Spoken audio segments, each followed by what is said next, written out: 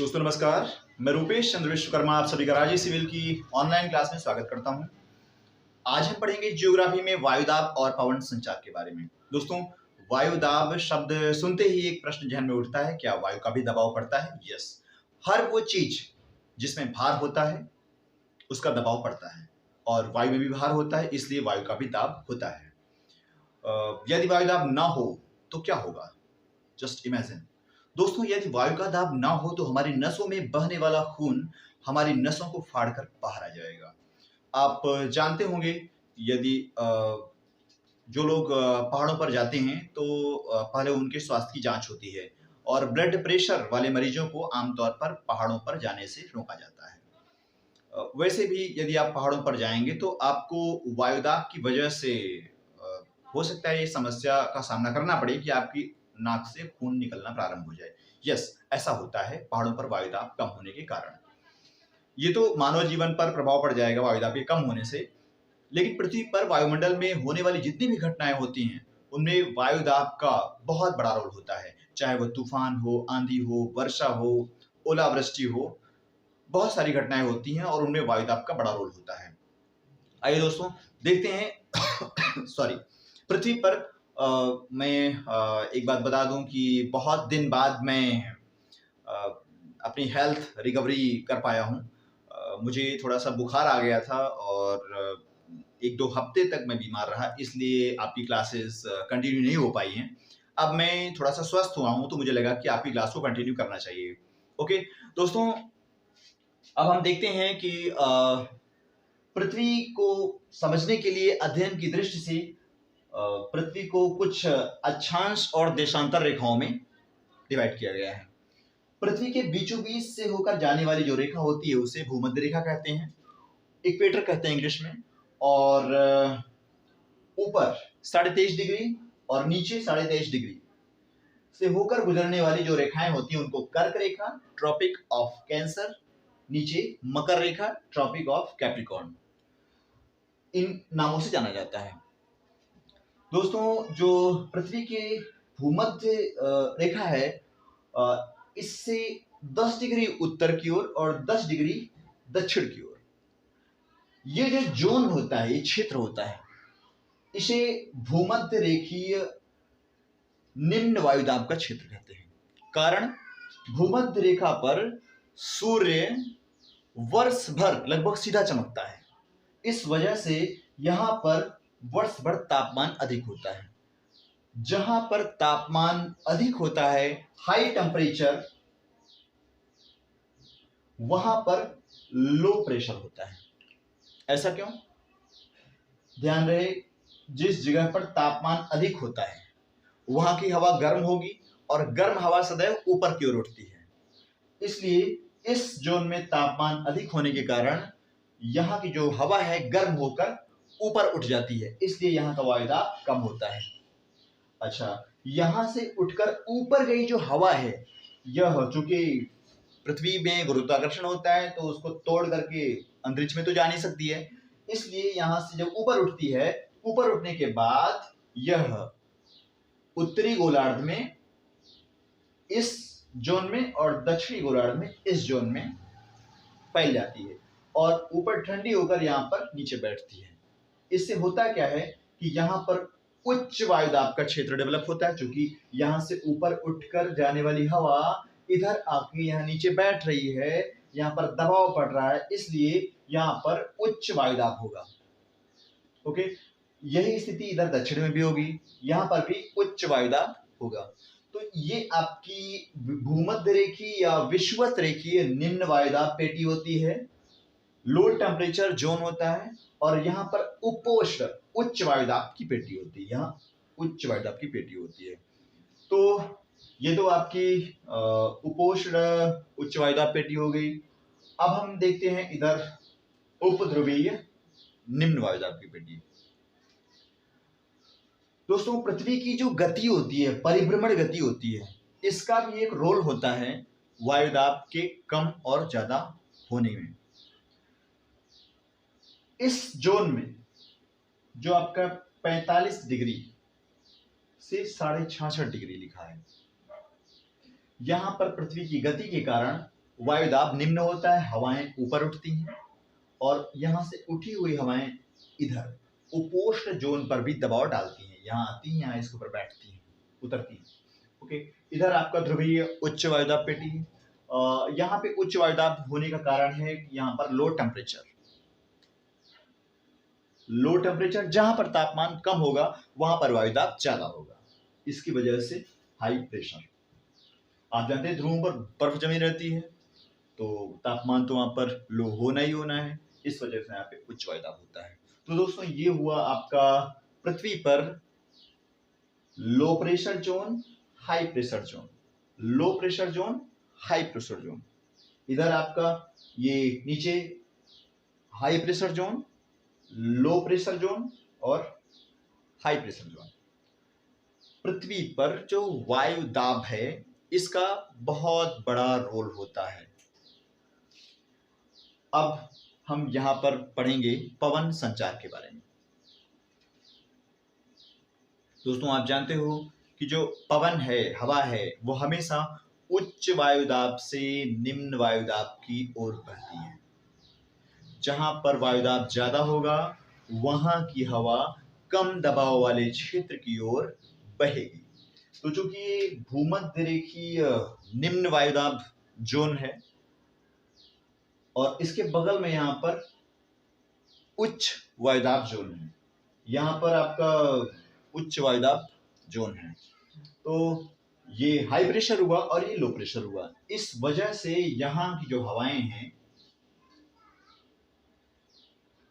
High pressure zone से low pressure zone, उच्च वायुदाब पेटी से निम्न वायुदाब पेटी की ओर बहेंगी। इधर भी ये उच्च वायुदाब पेटी है, ये निम्न वायुदाब पेटी है, तो ये हवाओं की जो दिशा है इधर से इधर होगी। लेकिन यहाँ पर जो हवाओं की दिशा है उसमें बदलाव हो जाता है। उसका कारण ये है क्योंकि पृथ्वी की जो गति है उसकी वजह से जो हवाएं हैं ये पीछे छूट जाती हैं। ये हवाएं बह रही होती हैं क्योंकि पृथ्वी आपकी पश्चिम से पूर्व की ओर ऐसे बह रही होती है, इस प्रकार। तो हवाएं आपकी पीछे छूट जाती हैं, इसलिए इनकी दिशा जो है आपकी ये सीधी ना होकर के उत्तर पूर्व से दक्षिण पश्चिम की ओर होती है और यही स्थिति दक्षिणी गोलार्ध में भी होती है। ये हवाएं सीधी ना बह करके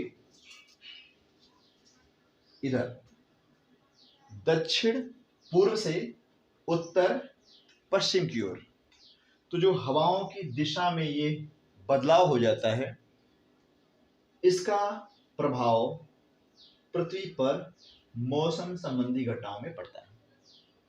ओके, अब इन हवाओं को, चूंकि ये पूर्व की ओर से बहने वाली हवाएं हैं, ये पूर्व की ओर से बहने वाली हवाएं हैं, इसलिए इन्हें पूर्वा पवने भी कहते हैं और आमतौर पे एक निश्चित मार्ग पर ये बहती हैं, इसलिए इन्हें सन्मार्गी पवने भी कहते हैं। इन्हें ट्रेड विंड्स भी कहते हैं। ध्यान रहे, ट्रेड का मतलब यहाँ व्यापार नहीं होता है, ट्रेड इंग्लिश भाषा का शब्द नहीं है। ट्रेड मतलब यहाँ जर्मन लैंग्वेज का वर्ड है, इसलिए इसे ट्रेड का मतलब ट्रैक होता है। ट्रैक मतलब रास्ता, वे निश्चित है।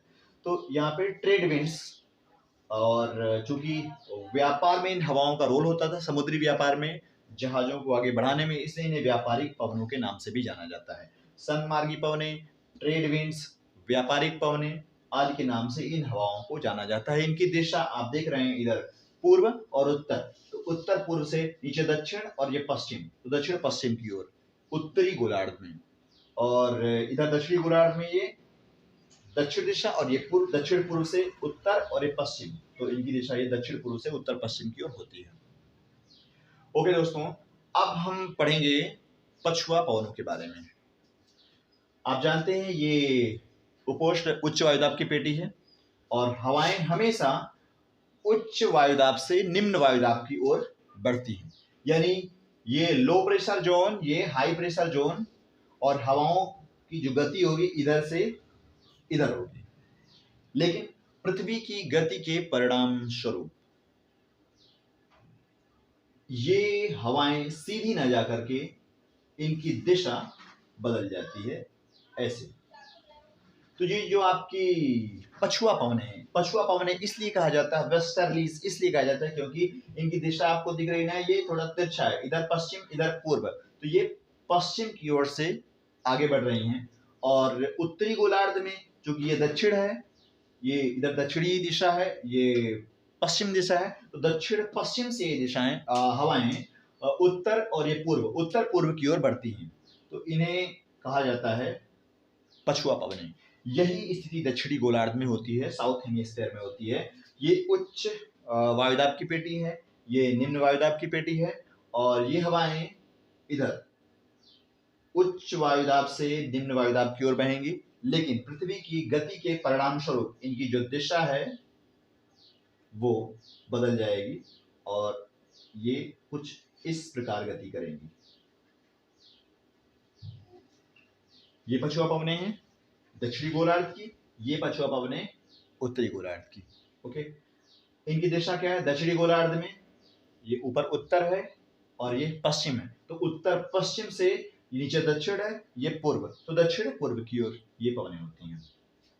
ओके, अब थोड़ा सा हम इनके बारे में और समझ लेते हैं। आप जानते हैं कि जो आपका उत्तरी गोलार्ध है, उत्तरी गोलार्ध में महाद्वीपों का जो विस्तार है वह ज्यादा है, और दक्षिणी गोलार्ध में महाद्वीपों का जो विस्तार है वो थोड़ा कम है, जिसकी वजह से जो दक्षिणी गोलार्ध है यहाँ पर महासागर एक विस्तृत क्षेत्र में फैला हुआ है। आप ये भी जानते हैं कि जो जमीन होती है वह पानी की अपेक्षा जल्दी गर्म होती है। इसकी वजह से क्या होता है कि जो तापमान में अंतर होता है, और तापमान में अंतर की वजह से वायुदाब में भी बदलाव होता रहता है। तो दक्षिणी गोलार्ध में आप मैप में देखेंगे तो वहां पर आपको जमीन कम दिखाई देगी, महाद्वीपों और द्वीपों की जो संख्या है वो कम दिखाई देगी, इसलिए यहाँ पर आमतौर पर जो वायुदाब होता है लगभग एक जैसा होता है। तो यहाँ पर जो पछुआ पवनें होती हैं इनको अक्षांशों के हिसाब से अलग अलग नाम दिया गया है। जैसे जो 40 डिग्री अक्षांश होता है, ये 35 इसके नीचे 40 होगा, तो 40 डिग्री अक्षांश पर जो पछुआ पवनें बहती हैं उन्हें गरजता चालीसा बोलते हैं, रोरिंग 40s। और जो 50 डिग्री अक्षांश पर पछुआ पवनें बहती हैं उन्हें प्रचंड 50 बोलते हैं, बहुत तेज ये बहती हैं। और जो 60 डिग्री अक्षांश पर पछुआ पवनें बहती हैं उन्हें चीखता 60 बोलते हैं। ये जो नाम दिए गए हैं ये नाम नाविकों के द्वारा दिए गए हैं, नाविक वो जो आमतौर पर समुद्री व्यापार में संलग्न रहते थे। तो दोस्तों ये कुछ आज की क्लास में आपने पढ़ा, पूर्वा पवने, ईस्टर्लीज, पछुआ पवने, वेस्टर्लीज। हाँ, एक चीज रह गई है आपकी, ध्रुवीय पवने। दोस्तों आप जानते हो कि जो ये निम्न वायुदाब पेटी है और ये ध्रुवों पर उच्च वायुदाब पेटी है।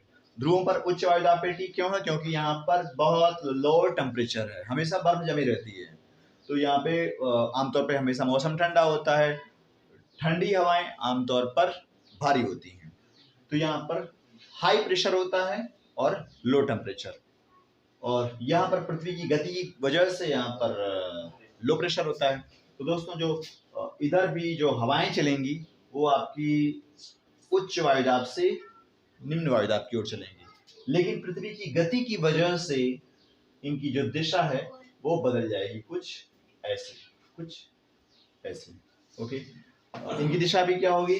उत्तर है, इधर पूर्व है, तो उत्तर पूर्व से ये इधर दक्षिण है और ये पश्चिम, दक्षिण पश्चिम की ओर हो गई।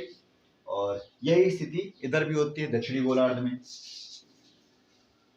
ये ध्रुवीय उच्च वायुदाब के क्षेत्र से उपध्रुवीय निम्न वायुदाब की ओर हवाएं बहेंगी, लेकिन पृथ्वी की गति की वजह से इनकी दिशा बदल जाएगी, कुछ ऐसे। तो ये आपकी हो गई कुछ स्थायी पवनें, इन्हें प्रचलित पवनें भी कहते हैं क्योंकि आम तौर पर यह एक निश्चित ट्रैक पर बहती हैं। दोस्तों आज की क्लास में इतना ही। अगली क्लास में हम पढ़ेंगे मानसून कैसे आता है और उसका वायुमंडल पर क्या प्रभाव पड़ता है। और एक चीज और रह गई है जो मैं आपको यहाँ पर बताना भूल गया हूँ, तो आपकी क्लास को खत्म करते करते दो फैक्ट हैं उन्हें मैं क्लियर कर देता हूँ। ये जो आपकी भूमध्य रेखीय निम्न वायुदाब पेटी है, क्योंकि यहाँ पर जो टेम्परेचर बहुत ज्यादा होता है इस वजह से यहाँ की हवा ऊपर उठती है। हवा जब ऊपर उठती है तो इसका मतलब ये है कि यहाँ पर मौसम आम तौर पर बहुत ही घनघोर वर्षा वाला होता है। कारण समुद्री क्षेत्र में जब हवाएं नीचे से ऊपर उठेंगी तो समुद्र की जलवाष्प भी ऊपर लेकर जाएंगी और जिसकी वजह से ऊपर बादल बनेगा और ऊपर वायुदाब कम होगा, जिसकी वजह से यहाँ पर प्रतिदिन वर्षा होती है। और चूंकि यहाँ पर लो प्रेशर जोन है, हवाएं सिर्फ ऊपर की ओर बहती हैं, इसलिए इसमें क्षैतिज हवाओं का विस्थापन नहीं होता है। अतः यहाँ पर जो समुद्री जहाज जब आते हैं तो उन्हें हवा का सहारा नहीं मिल पाता है क्योंकि हवा बहती ही नहीं है। इसलिए यहाँ पर शांत मौसम होता है और इसे डोल ड्रम कहा जाता है। और जो आपका ये उपोष्ण उच्च वायुदाब पेटी है, आपने देखा कि यहाँ से उठी हुई जो हवाएं हैं वो ऊपर उठकर इधर इस उपोष्ण कटिबंध में नीचे उतरती हैं, इसलिए यहाँ पर हवा का दबाव ज्यादा हो जाता है। इसकी वजह से यहाँ पर भी आमतौर पर हवाओं का क्षैतिज विस्थापन नहीं होता है, जिसकी वजह से यहाँ पर आमतौर पर मौसम शांत रहता है। अच्छा, जब हवाओं का यहाँ पे क्षैतिज विस्थापन नहीं होता है, क्षैतिज रूप से हवाएं नहीं चलती हैं, तो इसका मतलब यहाँ पर भी जो जहाज होते हैं उनको हवाओं का सहारा नहीं मिल पाता है। तो प्राचीन समय में जब वो पानी के जहाज चलते थे जिसमें आप देखते रहे होंगे, आपकी किताबों में चित्र बने होते रहे हैं कि उसमें जहाजों को हवा का सहारा मिल सके इसके लिए बड़े बड़े कपड़े, बड़े बड़े तिरपाल उसमें बांध दिए जाते थे। और जब जिस दिशा में जहाज को जाना होता था और उसी दिशा में हवा चलती होती थी तो आमतौर पे उन कपड़ों को, तिरपालों को तान दिया जाता था, जिससे फिर जो जहाजों को चलाने में उस बहती हुई हवा का सहारा मिलता था। लेकिन इस जोन में चूंकि हवा बहती ही नहीं है क्षैतिज रूप से, सिर्फ ऊपर से नीचे उतरती है, इस वजह से यहाँ पर जहाजों को हवा का सहारा नहीं मिल पाता है। और जब घोड़ों से लदे हुए व्यापारिक जहाज इस जोन से गुजरते थे तो यहाँ पर हवाओं का सहारा ना मिल पाने की वजह से जहाजों का आगे बढ़ पाना बहुत मुश्किल होता था। और इस लिए जो नाविक होते थे, व्यापारी होते थे, जहाजों का भार कम करने के लिए अपने घोड़ों को समुद्र में फेंक देते थे। इस वजह से इस जोन को अश्व अक्षांश भी कहा जाता है। ओके दोस्तों, आज के लिए इतना ही। मिलेंगे नेक्स्ट क्लास में, उसमें हम पढ़ेंगे मानसून के बारे में। नमस्कार।